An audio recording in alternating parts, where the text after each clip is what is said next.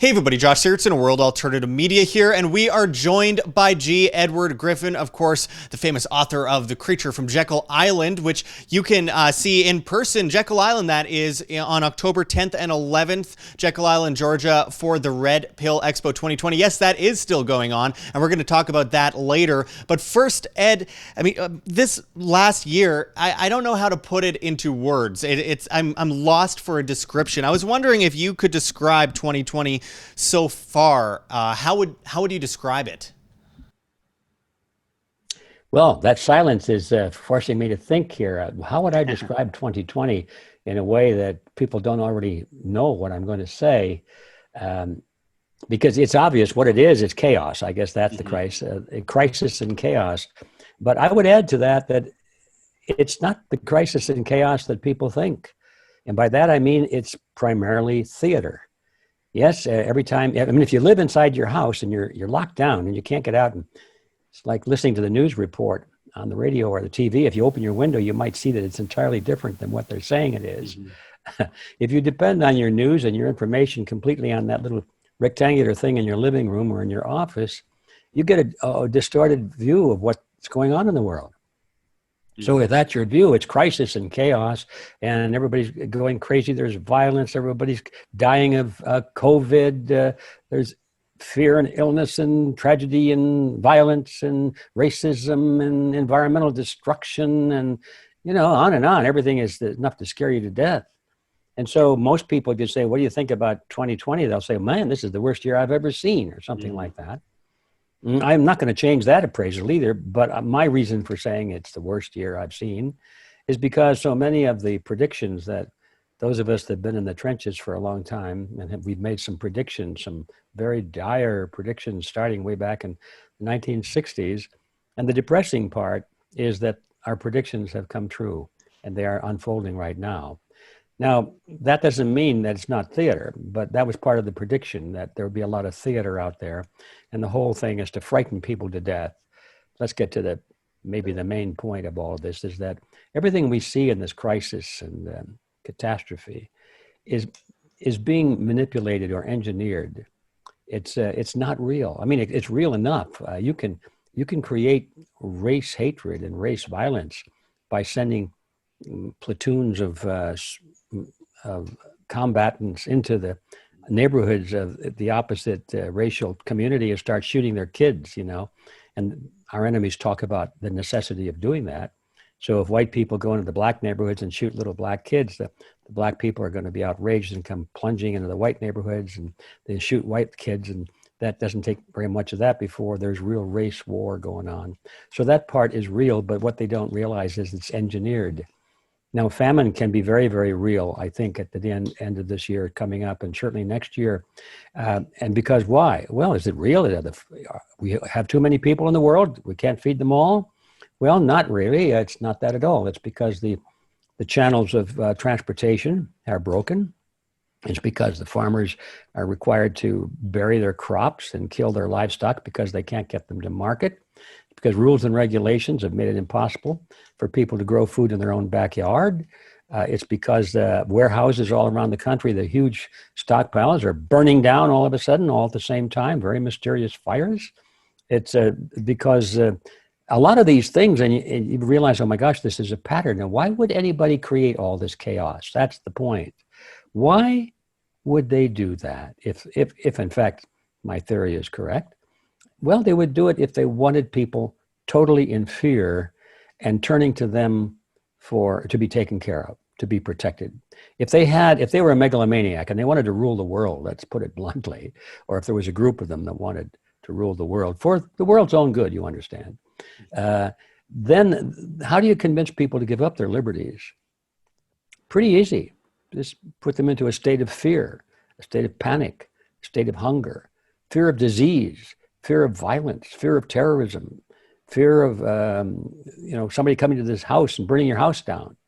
Fear. So finally, when the authorities say, okay, I guess that they're ready for our proposal now, they say, you folks need martial law, and they'll say, yes, we've been waiting for it. We've been calling for martial law. Please send it.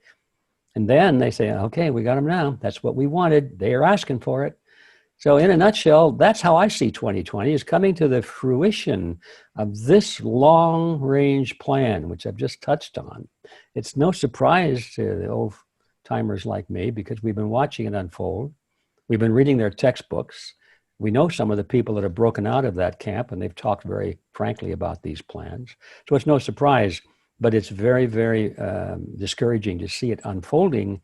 And the most discouraging part is that most of the people who are victims of this have no idea that it's engineered. They think it's real. Yeah, absolutely. It's always under the guise of the greater good of the greater number. That's how they deliver all this stuff to us. And they manipulate our fears that are unfounded, obviously, but manipulate our fears in order to gather more control over the masses, to divide the masses against each other so they fight themselves instead of the real enemies. And you've been talking about this for a long time. And more specifically, you were talking even as soon as January of this year. I remember getting your emails from your newsletter where you were talking about how this was based on a hoax. And you called it right from the beginning, while a lot of people, including myself, I knew that they were going to use it for some false flag of some kind. But even myself, initially, when I first looked at it, I said, these numbers look a little bit concerning. Obviously, they did what they did with HIV back in the 80s. But with that said, Ed, I have to ask, I mean, let's start off, let's make this clear to viewers that aren't yet aware, that are thinking everything being said is preposterous.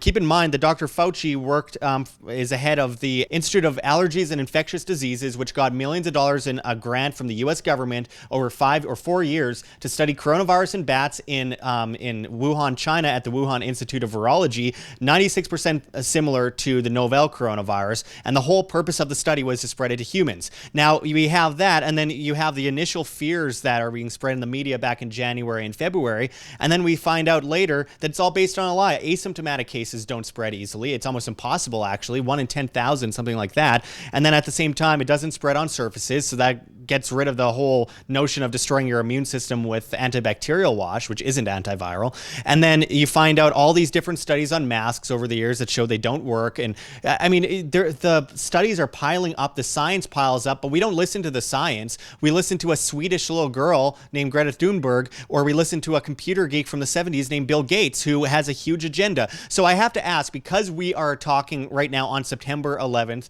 of 2020, the 19th anniversary of one of the greatest false flags in recent history, is this kind of going to surpass 9/11 as the greatest false flag in history, and why? Well, you picked my brain on that one, because I've been thinking about that all day. I used to say 9/11 was the greatest deception of history, but now I have to say it's the second greatest. Mm-hmm. The coronavirus pandemic is no doubt the greatest. The greatest because it involves not just one country, it involves all countries, not just one group of people, but everybody on the planet, as we can see. And while the 9/11 theater was to create fear, as I said earlier, as part of that pattern, so that we would willingly give up our liberties, and such things as Patriot Acts and things like that were presented to us as being good, so we can be protected against this thing. So we say, yeah, we want that, some more of it, please. So not only because of that, but this is across the board. I mean, if they took those rules away, if the Patriot Act was scissored up tomorrow, and we could be restored to normal activity again, probably in a very short period of time, maybe a few days for all I know. I mean, it's just could be almost instant. But the damage being done to the world economy, and certainly to the economies of the Western world and the advanced nations, may never be undone. Well, that's never is a big word, but it might take decades, or even a century or more, to undo the damage that is being done right as we speak. So the magnitude of the effect makes this theater, I think, the biggest fraud of anything that history has ever seen. And you get this, it's really strange. It is really out of the Twilight Zone. I've actually seen Twilight Zone episodes that are way more sane than what we're dealing with right now. And I mean, it's just like walking into a nightmare every day. I'm trying to be positive, but it's a nightmare this year. And, you know, when they actually, suddenly the left supports shutting down all the borders and not allowing people to move from point A to point B at all, and you're not allowed to travel anywhere, you're going to be forced medicated, all this stuff. But one thing that really gets me is the confidence that so many people have after watching television that we are somehow evil for calling this stuff out, and they're completely in the right. For example, if I walk into a convenience store without a mask on, and it's just something so futile and so ridiculous, I'll have 14 or 15-year-old girls giving me dirty looks like I'm an idiot. And I'm like, I'm sorry, but I'm pretty sure I've done more research than them. I mean, how have you been dealing with the impact of this just in your own personal life? Because obviously they are physically forcing people throughout California to wear a mask going into many stores. I don't know what it's like in your area because you are more rural, but how have you been dealing with that, and what's been kind of the backlash? Have people been forcing you to wear a mask? What's going on there? It's a varied story depending on where you go. I think that's true of everywhere. California, of course, is a hotbed of idiocy, and so you don't expect much different than that here. There are areas, more rural areas, where people seem to watch television less, or I don't know what the thing is, but anyway, there are places like San Luis Obispo County, or the northern San Luis Obispo County, where people are pretty much normal. I mean, they laugh at all this nonsense. But you go 30 miles south, and it's now you're in university zone. You know, there's a big college there, and everybody's under that influence. And oh yeah, we got to wear the mask and 6 feet apart. So they know nothing except what they've been told, and it comes from authority. And so that's the one thing that our school systems are really good at, and that's teaching children to be respectful and obedient to authority. You know, it's a big thing. It's not so much what you learn that's important. It's learning how to be a team player, you know, how to be a good citizen and, you know, be part of the group, the collective. Mm-hmm. And so they're good at that. And they come out of there. And my golly, if we see television coming out of the press room in the White House with the president standing looking bewildered next to some guy that's yabbity. I don't know what he's saying, except that you got to wear a mask. And otherwise, millions and millions of innocent people are going to die. That's the message they get. And that's all they need to know, that it came from authority, so it must be true. Mm-hmm. So having said that, and everybody, I think, gets a whiff of that now and then, my decision on that, and I'm not recommending this to anybody, it just happens to be my decision, that I believe it's important to pick my battlegrounds. And I could, let me back up a little bit. This is the same line of thinking I had to go through when I had to decide what's my public stance on not paying income tax, because I know I believe it's unconstitutional. Mm-hmm. I think it's illegal also. I also think it's stupid. And I think it's counterproductive. I think it's immoral. All these things. So yet I pay my income tax. Why don't I just go along with the tax protesters and say, I'm not going to pay it because it's all for all the reasons I mentioned. And the reason I decided to go along with the tax fraud is because I knew from what I could see from those who did take that route, that once I took that step, that's all I would be able to do for the rest of my life, is to defend myself and promote the ideas. And I'd be in court probably most of the time. And so not that I'd be afraid of that. It's just that's the choice I would make. It's not what I take a stand. The choice is, what am I going to do for the rest of my life in fighting this tyranny? Am I going to fight it in the courtroom? Or do I want to fight it in the court of public opinion? Do I want to be free to be able to produce programs and talk to people and organize and develop committees and to build a movement to put an end to the income tax? Or will I just fight it on a one-man basis, you say? So I thought about it. I said, well, there's a similar challenge here. How am I going to spend my time? Do I want to turn all those little girls that you talked about into my enemies, that they see, oh, there's the guy, I hate him, he's stupid, just because of that? Or do I just play along and say, yeah, dear, how's it going today? How's your dad? You know, maintain a relationship so that when later we talk about this, I can give them a pamphlet or have a conversation with them, and they don't think of me with a knee-jerk reaction of being, oh, he's one of those tin hat people. I do appreciate your vigilance in having conversations with people. I don't know how you still do it after all these years, because most likely if you went up to that young girl, she'd probably call you a fascist and scream at you for talking at her and spreading COVID or something.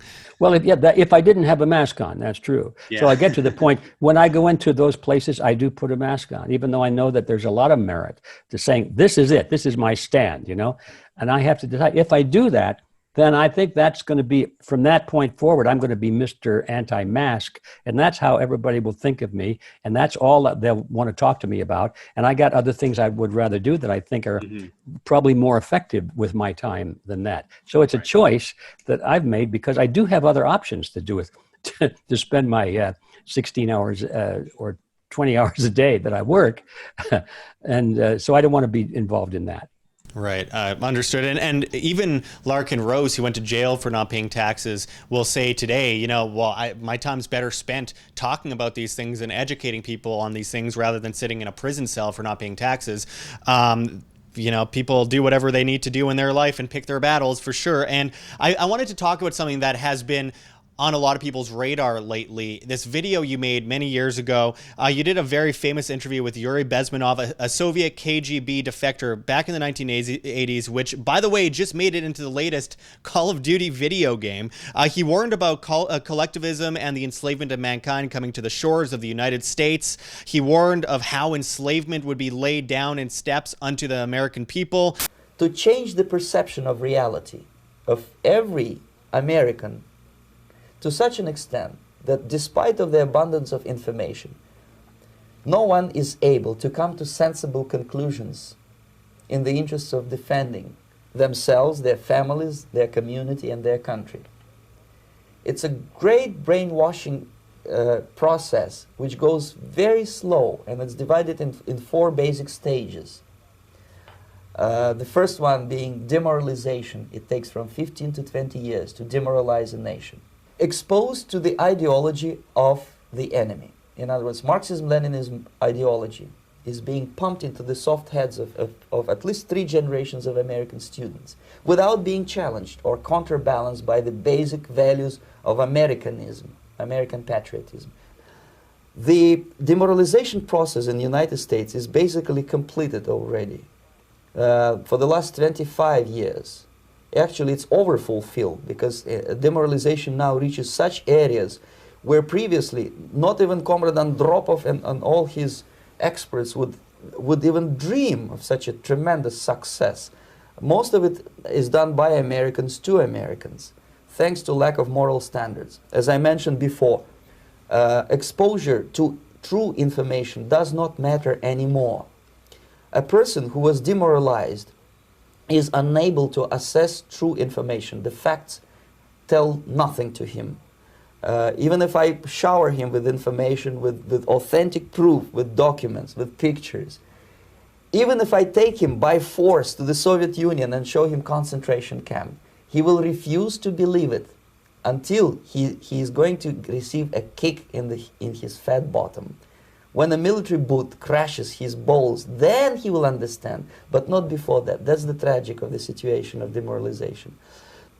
The next stage is destabilization. This time, and it takes only from 2 to 5 years to destabilize a nation, what matters is essentials: economy, foreign relations, defense systems. And you can see it quite clearly that in some areas, in such sensitive areas as defense and economy, the influence of Marxist-Leninist ideas in the United States is absolutely fantastic. I could never believe it 14 years ago when I landed in this part of the world that the process will go that fast. The next stage, of course, is crisis. It may take only up to 6 weeks to bring a country to the verge of crisis. You can see it in Central America now. And after crisis, with a violent change of power, structure, and economy, you have so-called the period of normalization. It may last indefinitely. Normalization is a cynical expression borrowed from Soviet propaganda, When the Soviet tanks moved into Czechoslovakia in '68, Comrade Brezhnev said, now the situation in brotherly Czechoslovakia is normalized. This is what will happen in the United States if you allow all these schmucks to bring the country to crisis, to promise people all kind of goodies and the paradise on earth, to destabilize your economy, to eliminate the principle of free market competition, and to put a big brother government in Washington, D.C., with benevolent dictators like Walter Mondale, who will promise lots of things, never mind whether the promises are fulfillable or not. Your leftists in United States, all these professors and all these beautiful civil rights defenders, they are instrumental in the process of the subversion only to destabilize the nation. When their job is completed, they are not needed anymore. They know too much. Some of them, when they get disillusioned, when they see that Marxist-Leninists come to power, obviously they get offended. They think that they will come to power. That will never happen, of course. They will be lined up against the wall and shot. The time bomb is ticking. With every second, the disaster is coming closer and closer. Unlike myself, you will have nowhere to defect to. It has all come alarmingly true. What would Yuri Bezmenov think of this global crackdown on the most basic freedoms today, in your opinion? Well, I have a pretty good idea of what he would say, because he had a caustic way of dealing with people who don't listen. And by that, I mean he had a very choice vocabulary for them. Things we can't say on YouTube. Things we can't say in polite public. But he would say something like, yes, you Americans are nothing but useful idiots. You've thrown away the most precious thing you've had so that you can go play your music and play your games and drink your soda pops, stuff like that. And he would be, unfortunately, brutally correct. And I have to ask, because that interview has been gaining so much viewership lately. It has in the past too. It kind of goes in, trends of a bunch of people suddenly watch this video. A lot of people connect with that video after all these years.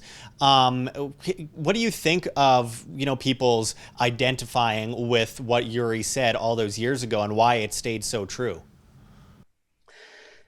I thought about that. I don't really have a good opinion. I can think of some possibilities, but I haven't. The little ball going around the roulette wheel hasn't dropped into the slot yet, in my opinion. It could be several things. I guess old things usually have a certain fascination when you can say, well, this person saying these outlandish things, he did that 50 years ago, and they're not outlandish anymore. So there's a value to that, to see the validation of most of what this person said, and then it puts the yet realized part into a perspective of being realistic. When none of it has yet unfolded, you tend to say that'll never happen in America. I mean, yeah, over in Europe or Asia or Africa, yeah, all those backward people are. But here in America, we got freedom here. That'll never happen here. Americans are too smart for that. All these things they used to say, and now they can say, well, my God, yeah, it's happening all right, and maybe we should look at it a little more carefully. So the fact that it's old has a lot of value to it. You and I are now saying things of a similar nature about the future. And people are still in that mode of saying, well, that'll never happen here. I mean, yeah, we've slipped a lot, but we always come back. The recessions always rebound. Yeah, they're always tough times, but we're a resilient people, and we'll, all the things that people say to themselves to comfort themselves and justify not taking this warning seriously, mainly because they don't know what to do about it, first of all. Mm-hmm. And secondly, the typical American's attitude of what to do about it simply means, well, who are you going to vote for? That's where it stops, Most people think, oh yeah, my obligation of citizenship, the thing that I do to preserve my freedom, is to decide which political party I'm going to be in. Yeah. That's and, it. After every election, the government gets a little bit bigger, and Nothing then everyone changes. trusts Nothing changes. everything. They're They completely never get it. dependent on some psychopath in a suit that says he can Yeah. rule everyone. So they go from one party to the next, and we're going through the process right now. There's a big recoil against the left, so everybody's going to go to Mr. Trump and on the Republican Party this time. Yeah, I mean, victory. Every time, no matter who wins the election, it's a big victory, right? But as you just said, nothing changes, and I'm afraid as long as we're in the grips of the two-party system, nothing will change. I mean, my goodness, have we seen a more socialistic time in our history? The Fed owns up, I think, 1/3 of all mortgages in the country right now. If everyone goes home, that's about 28 million people homeless. That's 9 out of 100 Americans homeless. Now, of course, the U.S. government won't allow that to happen, so the banks will seize houses. Then the government will take over those houses, and then they'll do a relief program where they give everyone free houses. And then, whoopee, the government saved us from the problem it created in the first place. And it goes in circle forever, and it's very, very much exhausting. And I wanted to ask if this is what 2020 looks like, what do you think 2021 is going to look like, in your opinion? I mean, it doesn't seem like they're gonna just relent all their power suddenly. I wish you hadn't asked me that question, because what I see is likely to happen is not very pretty. And I hope I'm wrong, but you asked me what I think, and so I guess by prefacing it, as I just did, is saying I hope I'm wrong, and that this is not anything I want to see. But what I see is that the last few years have been carefully engineered to throw the conservative or the patriotic or the libertarian or the individualist vote, whatever you want to call it, to the Republican Party so it can be betrayed one more time. And this is time, in other words, Mr. Trump will be reelected.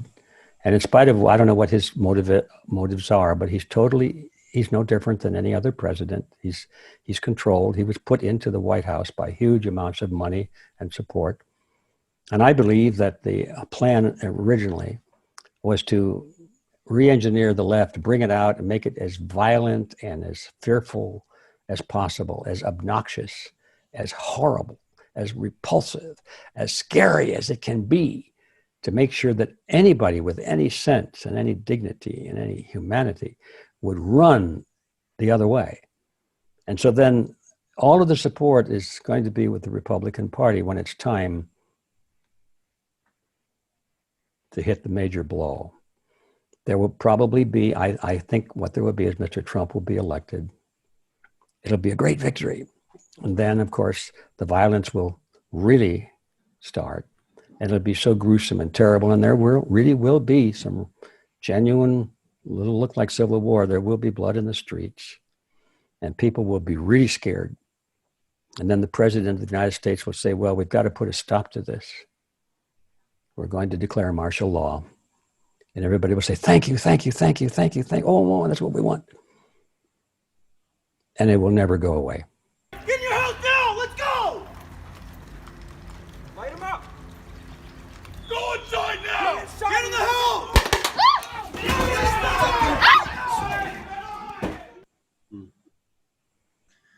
And do you think there's any saving grace there at all? Like, do you believe that people might stand up to this insanity at some point? Yes, I do. In fact, I'm working very hard for that. What I just said is what I'm afraid is going to happen. It doesn't have to happen that way.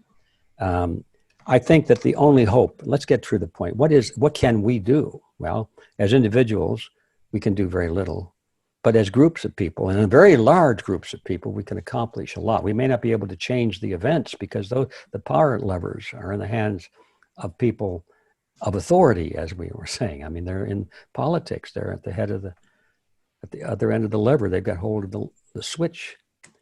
So things are going to happen whether we like it or not. But if we can mobilize tens of millions, if we can mobilize 1 billion people, and let the world and the people themselves see how many there are among themselves. I mean, most people think they're alone.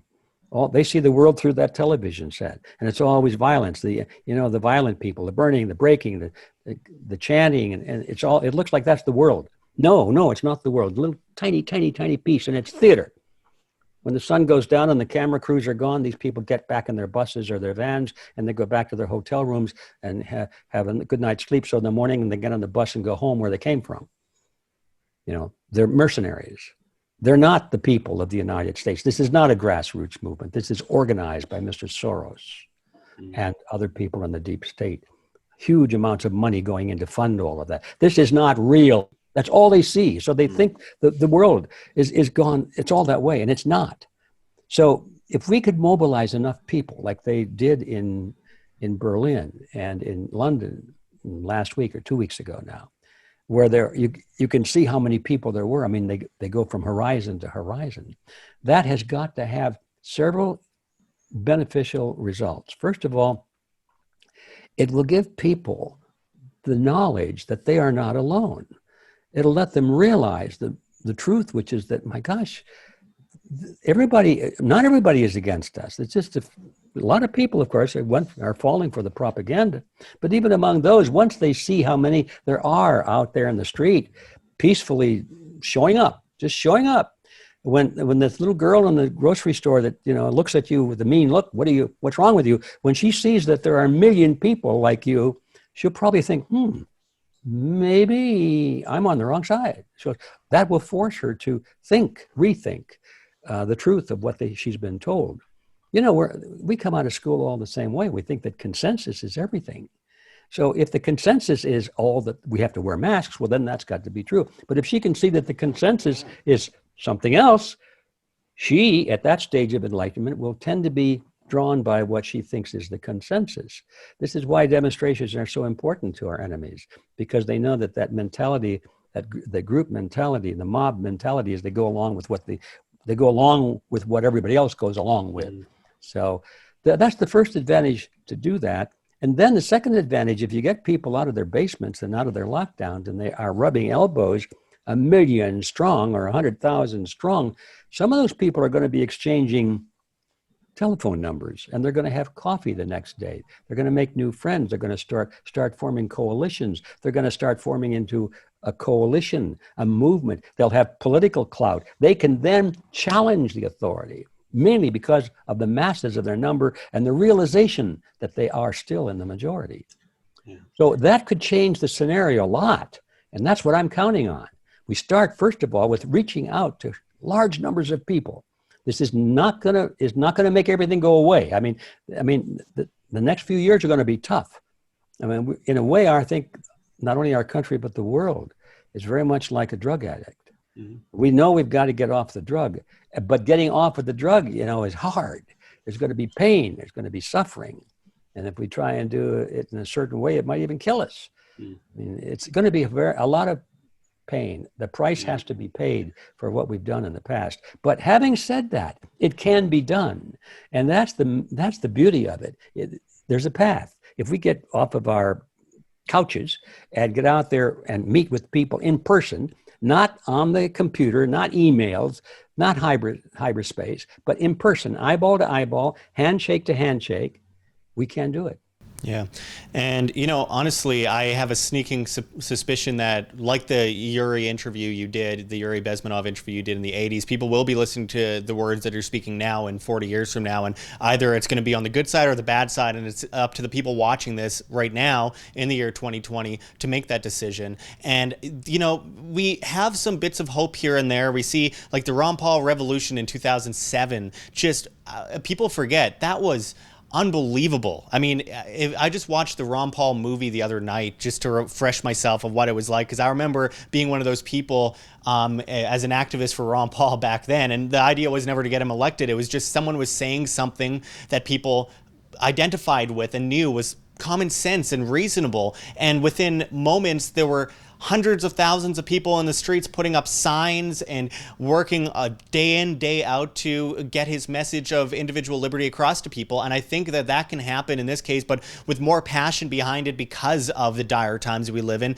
We have no choice at this point. And what's interesting is that the fishing rods are flying off the shelves right now at stores across the United States. Guns are flying off the shelves at countries across the United States. RVs are going like crazy. The demand is insane because people are leaving their homes homes going into rural communities, the opposite of what Agenda 21 talked about, or Agenda 2030. So I think there is some hope there. But one last little negative thing before we get into that, because I think it's an interesting topic that we need to talk about today, Mr. Griffin, is they won't force vaccinate people.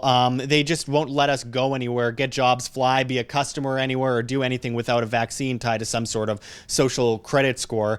You've been exposing Big Pharma, one of the world's biggest lobbies, for almost 60 years. How have they managed to gain so much power, and do you think they will succeed with some technocratic vaccine policy in the next year or two? Well, yes, all of that is true. I've been involved in that battle against I have to laugh because I guess I picked my enemies pretty well. I've tackled the world banking institutions and the world pharmaceutical industry. So anything else left? Well, I mean, and you can't find a bigger lobby in the world other than Big Pharma at this point in time. And unless it's big military or something like that. Anyway, so back to the main point. Yeah, they have gained a tremendous amount of power. And again, the tactic is pretty much the same. It's fear of illness, fear of premature death, fear of infirmity. Everybody is sick. Well, that too is not necessarily an accident. It doesn't have to be that way. They're sick because of what they eat and their lifestyle and their medications. That's pretty much it. I mean, everybody dies eventually when they get old. Their parts just wear out. But even that can be extended, I think, if you pay attention to what you eat and avoid the toxic things that you like to put into your body because they taste good or they're fun or something like that. But so everybody wants to fight against their lifestyle and their ignorance.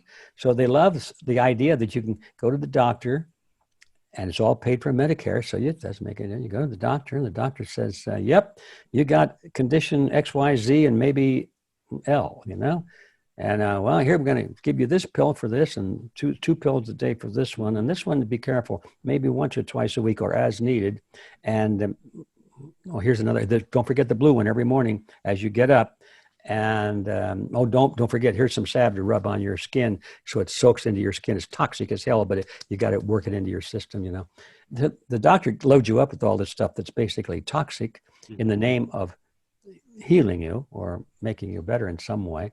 But we find out that most of that stuff is not designed to heal, but to sustain the condition and keep you healthy enough so that you can live and work and earn enough money to buy the medication so you can continue to work and live and buy the medications and, that sort of thing. And that's the business model of the modern pharmaceutical industry, is not to cure anything, but to sustain it and keep you alive so you can buy their products forevermore. So that's how they did it. It's a business model is what it is. It's a terribly unethical one. It kills me when they talk about their product as the ethical drugs. Yeah, well, it's Orwellian doublespeak, isn't it? And it perfectly ties in with what you mentioned before. You tackle the financial system as well. I mean, if they tie it in with social credit scores, it all comes full circle. It's cashless society where you can't spend money unless you've been vaccinated. Yeah, well, that was your point. Yeah, that is probably going to be the ultimate control. And I guess it was possible for some very clear-headed and clairvoyant people decades ago to see the arrival and growth of technology, or technocracy as they now call it. But even George Orwell didn't see that side of it very clearly. He saw it as a boot forever smashing into a human face, which certainly is the essence of it. But now we see the needle forever crashing into a person's arm to befuddle their brains and shorten their lifespan and make them ill, so they have to take other medications just to stay alive. Sometimes, I think if I had to choose, I'd probably take the boot. But it adds up to the same thing, which is the control over every human being on this planet. Well, I hope to God that there is an escape from this in the future. I really do. And I think that I have some faith in humanity to stand up, but I think 50% of humanity is just going to go along with it just to save face. It's about comfort. It's not even about conformity. It's about comfort at the end of the day. They want to be comfortable in their slumber because standing up takes energy. Standing up means conflict. Standing up means, you know, they're the enemy, and they just, I think most people just want to be comfortable. And unfortunately, I see a lot of people falling for this very fast. I already see it at every radio station, whether right or left wing. I just hear, as the world waits for the vaccine for a virus. What? I mean, it's absurd. But with that said, we all know that. I think everyone watching this knows that. We're not allowed to talk about this on YouTube, by the way. So make sure to go to the alternatives and hit that like button on this video and share on social media. Let's get to something that's very uplifting that's happening on October 10th and 11th on Jekyll Island in Georgia, of all places where the Federal Reserve was essentially founded. Mr. Griffin, please tell us about why you went through with this thing in the year 2020. It seems like the one thing that most people have just canceled all their events. It just seems insane that you went along with it, and really commendable at the same time. Can you talk about the Red Pill Expo 2020? Well, yes, I'm delighted to have that chance, because to me, the Red Pill Expo is the mechanism by which we have a chance at creating that kind of mass coalition I was talking about a moment ago. It doesn't just happen; it has to be organized. People have to have some place to go to recognize each other, or maybe a meeting, an address, a phone number, something. You know, even if it's a hash mark. So I didn't see that happening. Everybody's trying to do one, and I hope they all succeed, by the way. We could use more than one. But so anyway, I thought that the Red Pill University and the Red Pill Expo, which we already had in place, would really be ideal for that. And so I've been putting all my effort in developing the Red Pill Expo, which is like a public version of the university. University runs all year long. It's basically an internet group, but we're building also local campuses. We're trying to build it right now, campuses of the university in every county in the United States, and outside of the United States, other political subdivisions of comparable size. Because you do need people working together, as I said before, people getting together in small groups, starting with 6. That's the ideal number. 4 to 6 is an ideal power number to get something really moving in your local community, your within a couple of miles driving distance. So, but then we needed a national funnel for that too. So that's the Red Pill Expo. We've had several of them, but this is the next one. And we had it scheduled for June on Jekyll Island. Well, most of your people know about Jekyll Island. That's the reason I put it in the title of my book, The Creature from Jekyll Island, is because that's where the Federal Reserve System was concocted by these very powerful bankers back in 1910. They had that secret meeting there. And so Jekyll Island is kind of historic. It's also a beautiful resort island. Back in those days, it was owned by these bankers and their business associates from Wall Street, mostly, and some industrialists. It was a millionaires or a billionaires club. They owned the island. It was privately owned. Had this beautiful clubhouse there where we will be visiting as we go back there in a few weeks. And so we're returning to the scene of the crime, you might say, except it wasn't our crime, it was their crime. And we're doing our best to undo that crime. And anyway, so that's the historical background to Jekyll Island. It turns out to be very serendipitous, because I've been talking with the facility which intends to hold our event, and some of the local businesses there. And they love us. They can hardly wait to see our group come there. And most of the people on the island, I was surprised to find out, have read my book, The Creature from Jekyll Island. I can see why they might be interested, and they liked it. And they can hardly wait to see us come there and talk some more about it. Well, imagine if you lived on the island. If you typed in the name of the island you live in, the first thing that's going to come up is your book. So I can only imagine it's almost impossible to avoid. Yeah, right. So anyway, what we find out that the governor of Georgia is more sane than most of the other governors. Mm-hmm. He said openly that he's not going to try and enforce any of these mandates, these distancing or masking mandates. And yes, the businesses that have anything to do with federal regulations, they feel compelled that they want to stay in business, that they have to put those signs up. You may not enter without a mask. But I have found out from the people working and living there that nobody pays any attention. A few people might, but most people pay no attention to it. It's just a joke.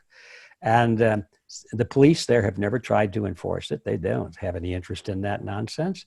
So it's just serendipitous that that's where we're going. So emboldened by the fact that it wouldn't be hopefully it wouldn't be creating a lot of embarrassment and trouble for our people that are going there who weren't prepared for it.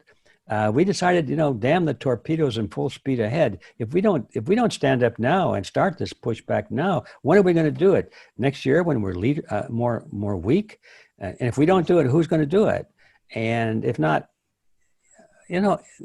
there on Jekyll Island, where are we going to do it? So everything, it's time to do it. Yeah, so absolutely. I thought about it, and I was getting all this good advice. So it's too dangerous, Airlines might require all kinds of proof of negative tests and so forth. And I just got tired of listening to all of the things that could go wrong. We're in a war. Yeah. And you make your best shot. And I think the best shot is to take our stand and begin to push back and show the world that we are sane and we're not falling for this garbage, and we're showing up. So we did it. That's what we did.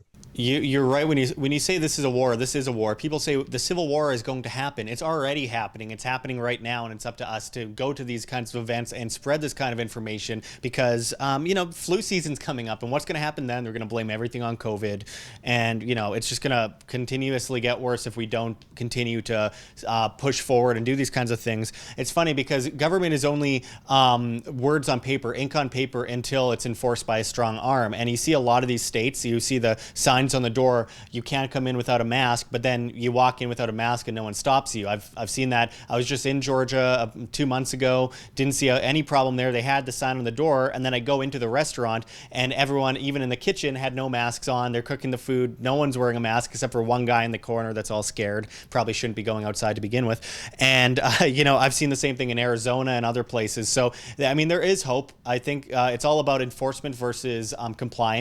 But you have a lot of great speakers. You have people like, well, obviously yourself, but you also have people like David Icke, I saw on the list, which is very interesting to see. Cynthia McKinney, Alex Newman, of course, Del Bigtree, a lot of powerhouse voices that have really come alive, especially have in the past, but really in this last year, in this time of desperation where we need to have those voices.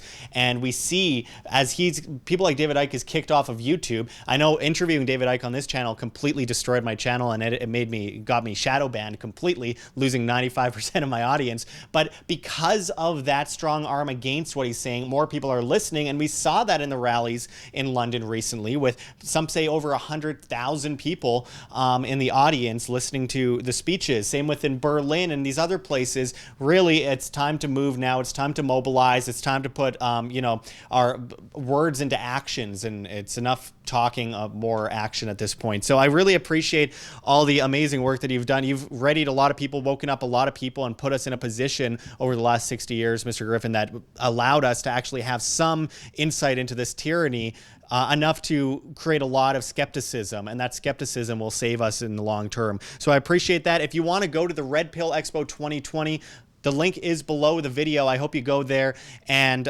we will have the link all ready for you in the description and the comments.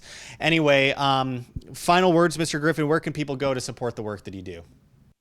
Well, I think the best place to start is to go, as you just said, to the Red Pill Expo and check that out. Now, we know that most people can't make the trip, depending on where they live. It's a long trip, and it costs some money, and a lot of people are having economic troubles right now. Mm-hmm.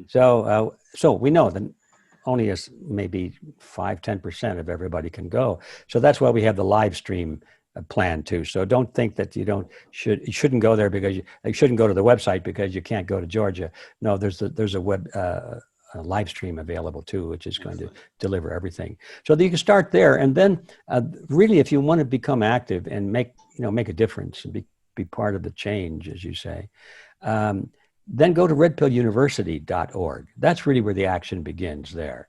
And yes, I think we already have the world's largest repository of information on topics like we've been discussing here today. And it's all free.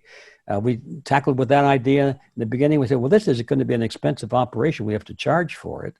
And then the idea, well, yeah, but if we charge for it, people say you're just in it for the money. Besides, we have to have money to make it run. Of course. Back and forth, back and forth. And finally, I decided, okay, here, another one of these things. Damn the torpedoes. Let's make a decision and go for it. Everything is free. And so we hope, I don't care whether you can afford it or what you think of it, like it, dislike it, come and look at it. Now, for those, the remnants, you know, that say, gee, this is great, and I want to help out, I want to make this available to the world at no charge, then those are the people that can come on and support us and become patrons of the university. But I say that because I want everybody to know that everything we have on this site is at no charge whatsoever. And we're putting together, I think, the best collection of information like this anywhere in the world.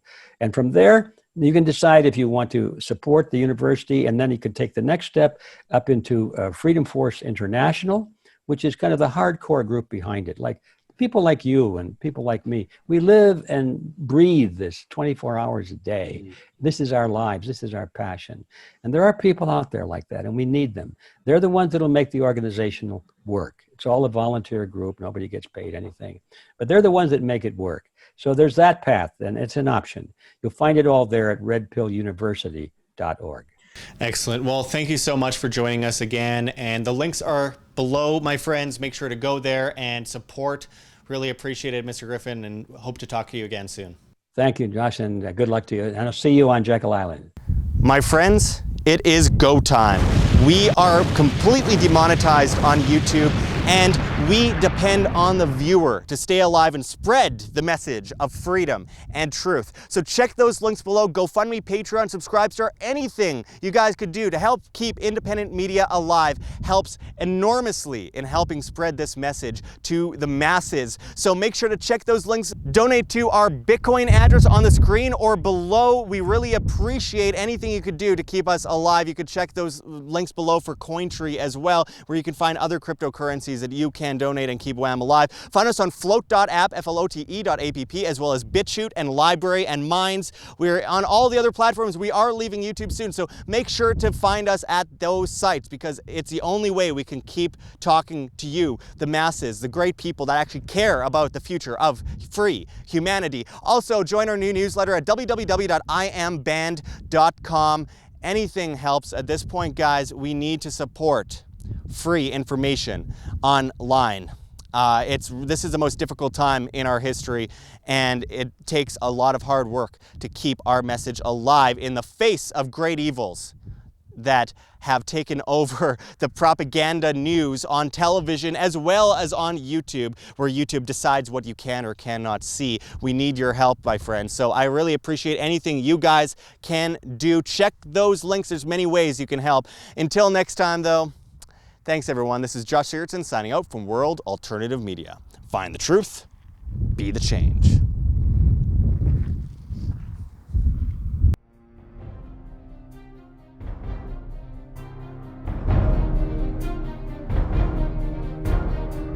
I'm sure you have already changed people's minds in your young age because you're involved, and I like that.